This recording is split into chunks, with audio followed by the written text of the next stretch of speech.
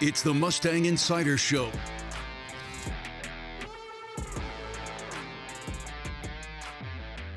All right, so we welcome you to another edition of Mustang Insider. College basketball season is almost here. Cal Poly men's basketball will play an exhibition November 3rd against Cal State LA. It's open to the public inside Mott Athletic Center. And then the real thing starts just a few days later, November 7th, as Bethesda. Leo Bailon and the Flames coming to town. John Smith is the head coach of the Cal Poly men's basketball program, getting ready to enter season number 4. Coach, can you believe that? Season number Wow. 4? Yeah, it's gone by fast. I remember season number 1, you interviewing me at Charlie's place, and I was still buzzing, you know. Yeah, a pandemic later, and we're in a couple of Zoom boxes with each other now. But hey, Yeah. run me through your off season if you could, because there's a lot of new faces with your programs. 3 new assistant coaches, a couple of guys that have Cal Poly ties. Omar Lowry was an assistant here about a decade ago, and obviously your son Jamal Smith finished his college career here. Had a great run with Montana State. Went to the Big Dance last season. And beyond the assistant coaching additions, you bring in 5 new scholarship players as well. Yeah. We had some turnover, and some coaches moved on and got different jobs, and it allowed us. I talked to everybody, like, we were one of the youngest teams in the conference and the youngest staffs in conference. And, in a year, we flipped that and became one of the oldest teams and a more mature staff. We were able to snatch Omar Lowry back. He was at Butler. Unfortunately, Laval Jordan got let go, and that whole staff got let go. And once that happened, I put the full court press on Omar and brought him back. He understands the lay of the land here at Cal Poly, and he's a phenomenal recruiter and a great coach. And then we added Darren French, a longtime friend of mine who I've known forever. He's coached at UC Riverside, Oregon, and as recently as Texas Tech. So he brings a great deal of experience at a high level. And then, like you said, Jamal Smith, my son, no one knows me better than him. And to have that on your bench is a calming factor for myself. And, he can see things differently than other assistant coaches, and he can help these players because he's been through the system. So it just has helped us with this transition, and it's made it almost seamless. We haven't skipped a beat. And then adding the pieces that you said, we were fortunate to get 2 grad transfers in spots that we needed. Cam was the sole point guard for us last year, and we got a grad transfer point guard in Nick Fleming, who I feel is going to be great for us because he can play on the floor with Cam. He shoots it well. He plays with great pace. But Chance Hunter is someone that I think, we're ecstatic about, because he was a 2-time All Big West Conference player in this conference, and he can score in a multitude of ways. He's working on his second master's, so the maturity and the experience go hand in hand with him. And then, Ali always needs help on the block, and being able to get Brian Penn Johnson, who's been at 2 Power 5 schools, LSU and Washington, you can see it in practice. I finally put them on the same team together this week, and they're both just energized. It's almost like wrestling tag team. One guy goes in, he gets tired, he just tags the other one, and you got a 7'1" guy with a 7'7" wingspan that can score. That's different than Ali coming in right behind Ali, who is phenomenal in his own mind. So we're excited about this team. We still got a ways to go, and we know it's going to be a process still, but we like where we're at. I think this could be the turning point. Yeah, in this day and age where there's so many teams at this level of Division I college basketball, they just get decimated by the transfer portal. I mean, we've seen it within the Big West Conference. Even some of these top players and some of these winning programs in the Big West, they just can't keep their guys because of how relevant the transfer portal is, and how everybody kind of wants to jump to the biggest possible stage. Now, you bring back more than 80% of your scoring from last season, and much of your first recruiting class is still intact. So what does that kind of say about some of these guys that we've seen slowly but surely develop, like Cam Pierce and Ali Karoma, Brantley Stevenson? Kobe Sanders, and another guy that we didn't see at all last year, but he was part of your first initial recruiting class, Aiden Prukop, who you hope adds some shooting to this year's team. No, without a doubt. Those guys knew what we were after year 2 and 3.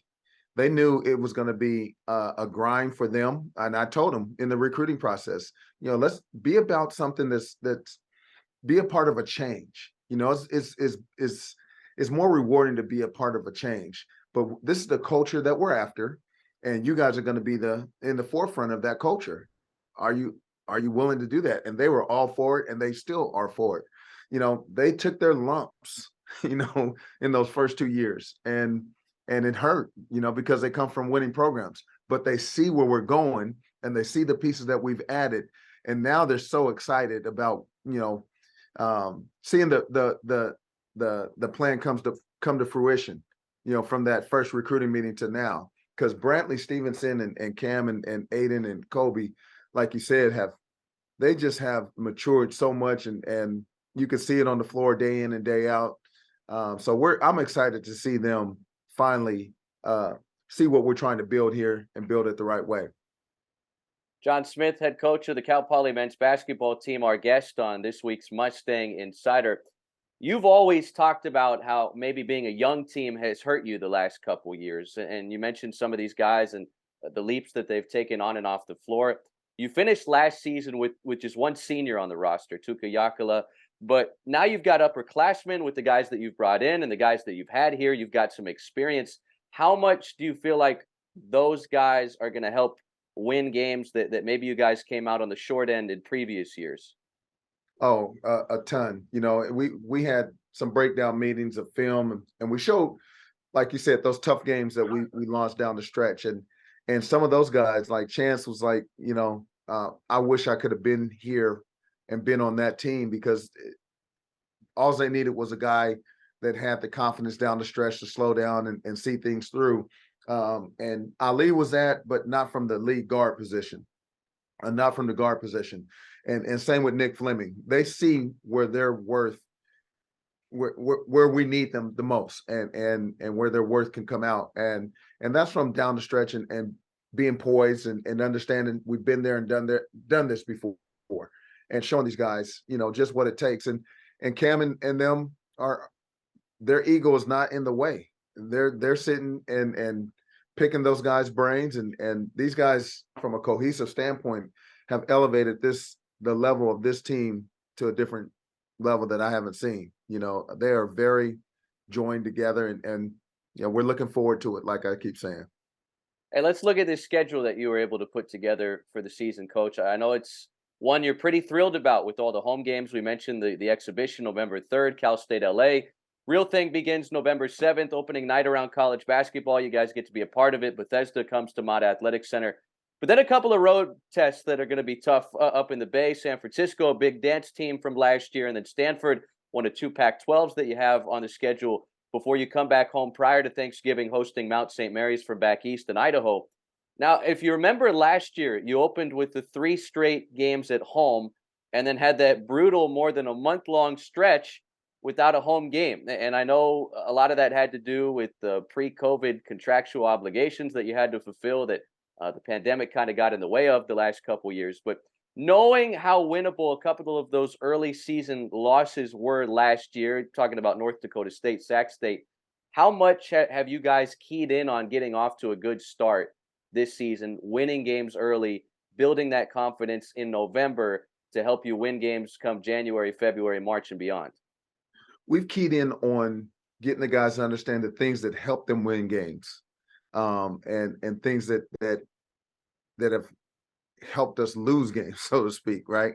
And just being more prepared game one than we were last year, and just being one day better. For us, it's just taking care of the ball and executing down the stretch. I think our defense is always going to be at the forefront, and will be a top-notch defensive team. Now, if we could take care of the ball and get a shot on goal and share the wealth, I think we'll put ourselves in position to win these games early.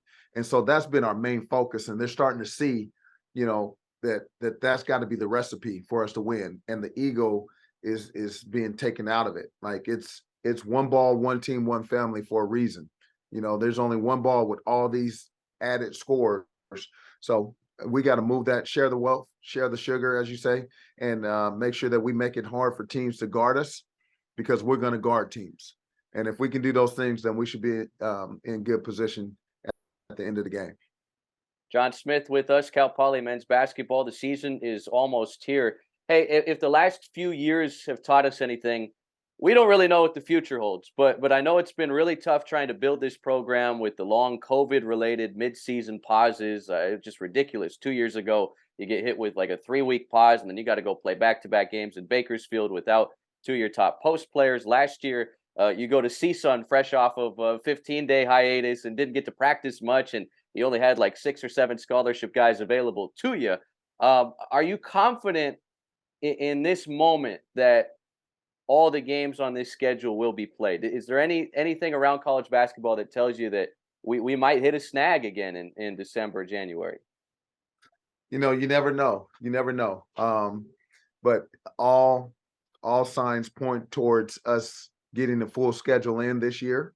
They've been releasing different things of how they're going to handle COVID this year, and it's nowhere near like what we've experienced in the last 2 years. So we're fortunate, and we're thankful for that. But you never know what's going to happen. And for us, we're just once again just focused on the first week, and then we'll go to the next week and see what we have. But yeah, hopefully we can get through this schedule and get all 31 games in and see where we end up at the end. Hey, real quick, I want to get your thoughts on the Big West. I know you're at that Wooden Luncheon earlier in the month. UC Santa Barbara, no surprise to see them as the preseason favorite. They bring back a lot. They bring in transfers. It seems to happen every year. But as we saw last year, and as we often see in this conference, anybody can beat anybody in Henderson, and anybody can beat anybody on any given night. Where do you feel like your squad stacks up against the rest of the Big West preseason here? I think we match up with everybody well, because there's different styles of play within the Big West, where you got Irvine is big, right? And they're going to move you around and pound it inside. Well, we have bigs to match up this year with Brian, the addition of Brian Penn. The athleticism and length that Fullerton and Long Beach possess, we feel we match up with that. Same with Santa Barbara.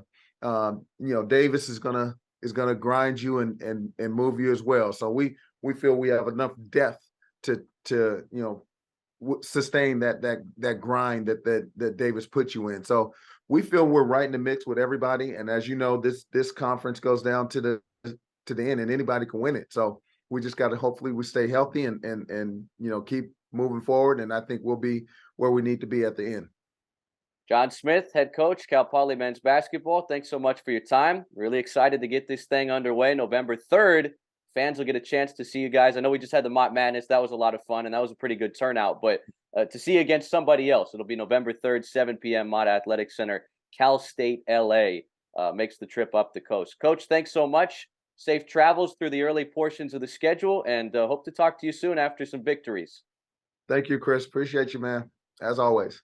All right, good stuff from John Smith, Cal Poly head men's basketball coach. I really think it's going to be a special turnaround year for that program. A lot of talent, a lot of depth, probably the best team on paper that he's had in his now 4 seasons at Cal Poly. Next week, we will interview the other side of Cal Poly basketball, the women's head coach, Chanel Stiers, embarking on her first season. Excited to catch up with her, see how her first training camp, if you will, went with Cal Poly women's basketball, as well as kind of breaking down that schedule. A lot of tough competition, UCLA, Stanford on the road, and obviously the big draw home game against the defending national champion South Carolina Gamecocks. But as always, this podcast has been made possible by our friends at Dignity Health, offering all-star treatment you can trust. Learn more about their healthcare services. Visit dignityhealth.org/Central Coast.